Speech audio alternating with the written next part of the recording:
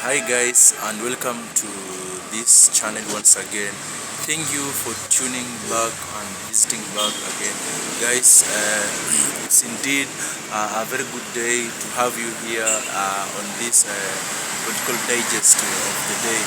And today guys, we can say that there is fire on the mountain. The mountain is actually boiling.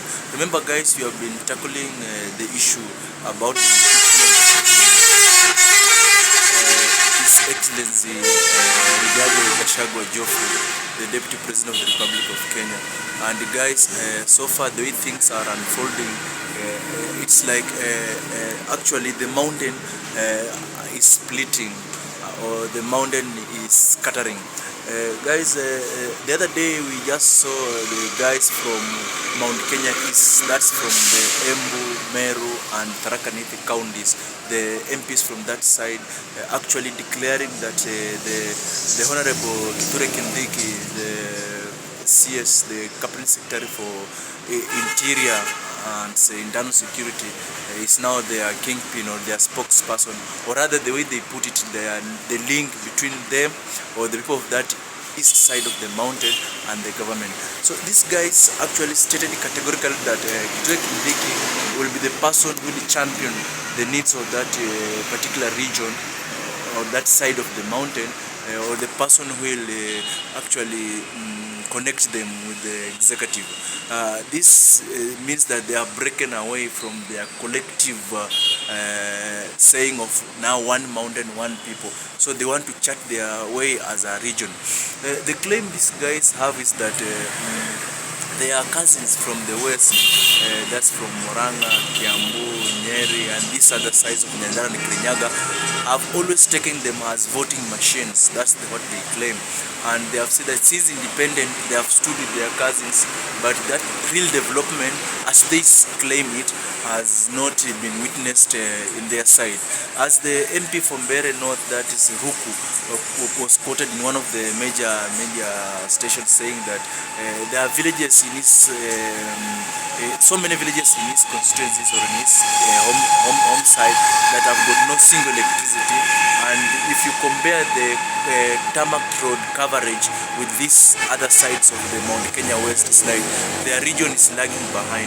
So these guys sat down from Mount Kenya East and unanimously agreed actually to break links with the Gachagua or the guys from the Mount Kenya West, and decided actually they will go as their own region, the east side of the region.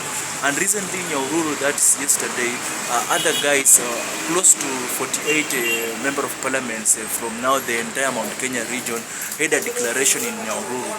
Among them was the MP for Laikipia, Mwangi Kiunjuri, Eddie Kimani, Ichungwa, and so many others. That was close to 48 member of parliament who now said they don't pledge their allegiance to Rigathi Gachagua. So this fueling of events, and they were joined from other MPs from Lamu who are also Kikuyus. So this fueling of events clearly shows that actually the mountain is falling apart, and there are people who are not contented with the leadership of Rigathi Gachagua. You realize that there are other guys, apart from those from Mount Kenya East, these other guys claim that Gachagua is not playing as a national leader. He's trying to put forth politics of divisive politics, sorry to say. He's trying to only consider on the mountain. Yet these guys say that they want to quote other regions and all that to be inclusive in the larger Kenya as a region. Not only to say use terms like sisi watu wa mlima or sisi wa Kikuyu and all that. So these guys claim that Gachagua has not portrayed to be a national leader but a regional leader. But to them, they don't want to be perceived to be tribal. That is it, according to them. So even as today it was reported in the dailies, that's Taifa Leo, the 48 guys, close to 48 and thereabout, have decided to break away from Gachagua, and they have backed to the Kindiki. So this gives it energy, or the power. The other declaration that the people from Mount Kenya East, that's the MPs from East, had made. This shows that Rigathi Gachagua is losing touch on the ground, and some will argue that, or I will argue that, this whole scenario is just about to show that, or a way of trying to do away with Rigathi. Why do I say this? It's because come 2027, President William Ruto, if he has to choose a deputy president from the mountain region, he'll have to choose that person who will deliver the vote for him. That is it. Will not give him the maximum votes, but at least will give him the majority of the votes that he can get from that region. And actually, this goes without saying that, let's say it comes to that side, and most of the leaders don't support Gachagua, they support another candidate. It will be a loophole for William Samoei Ruto to divorce Gachagua. That is it, because he'll simply ask him, if most of the leaders from your side don't want you, now how sure am I you'll deliver the vote for me? So to me, I'll say it's a political strategy, and it's politics of deception, whereby someone wants to be, if I may quote, to be played here. It's a humble way of doing away with Gachagua, so that when it comes to the time of picking the deputy president in 2027, the guys can easily do away with the Gachagua. And remember, in one of the videos I had said that initially the president's desire was not to have Rigathi Gachagua as his deputy. Actually, the president's desire was to have Ibrahim Kindiki as his deputy.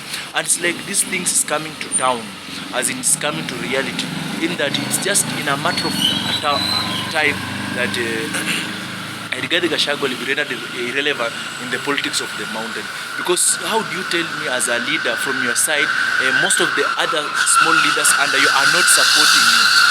They are supporting another person, and you want to bargain at the national level. It will be very impossible for you to convince your boss to reappoint you or reconsider you as his deputy. So it will be shifting to Kindiki as it stands as per now. The other time, Rigathi Gachagua with a handful of MPs, the likes of Naivasha MP, the likes of Ketu Walibora and all that, was in a church in Kayole saying that he's in government, he's seated, and nobody can take his seat. Those who want to come should come and take other empty seats. And actually, this war, it's a very small war for Gachagua to be fighting. If you ask me, Gachagua lost grip when he started fighting small wars that are not his, and not concentrating on the national matters. If I was Gachagua, for me not to open so many battlegrounds, I would have just considered the top national issues and have my dogs to back for me. Gachagua should have chose well who can back for him. There are things that actually as a national leader you don't have to do them yourself, but you have to have people to say them on your behalf. Like for instance, Kindiki is comfortably seated, but there are people who are backing for him. These people are talking, they are talking Kindiki's language, but he's not talking himself. Other leaders from elsewhere, like for example, Raila Amolo Odinga, there are things he does not say himself, but he uses his MPs, the small boys, to do the dirty work, the talking work, the backing work. So Gachagua failed that terribly to do that, because he's backing himself instead of assigning people to do that thing. Look at his other competitor, possible competitor, Musalia Mudavadi. The guy is now international. He's doing international thing. He's not in the very small village politics, or who is to be the MCA, where is the cap and all that. It's just like behaving like the woman in the party, doing such things. So these other guys are on serious things, are doing serious assignments, but for him, he has not chosen his political cards well. And if you ask me, these things might backfire on him. If he does not take care early enough, these things might come to his own disadvantage, and he might have formed his own downfall.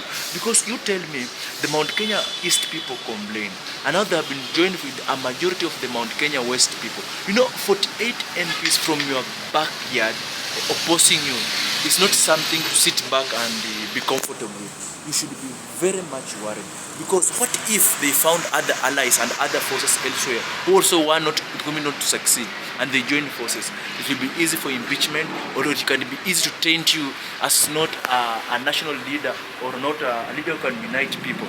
So if Gachagua wants to go far in politics, actually it's the time he should stamp his authority. He should know how to press his political cards. He should know who to who to use to do what, actually, who to associate with, and all that. You should not just sit and relax. That is it. And this comes in the downing of events that the guy had a hand in the planned ousting of the current president. So actually, let's see how things should unfold. But the way it looks like, it's like Gachagua has been thrown to the cold, because if your brothers turns against you, actually, that's very terrible. Because I believe when things become hard, it's your brother has to stand with you so that another friend will come and stand with you. But if your own blood can go against you, then things might not be going well. So thank you guys for listening. Thank you guys for sharing. Thank you guys for liking. If you are new here and have not subscribed, please subscribe. And if you have subscribed, please hit that bell so that you can get the latest update as they follow you. Thank you guys. I love you so much, and welcome another time. Bye bye.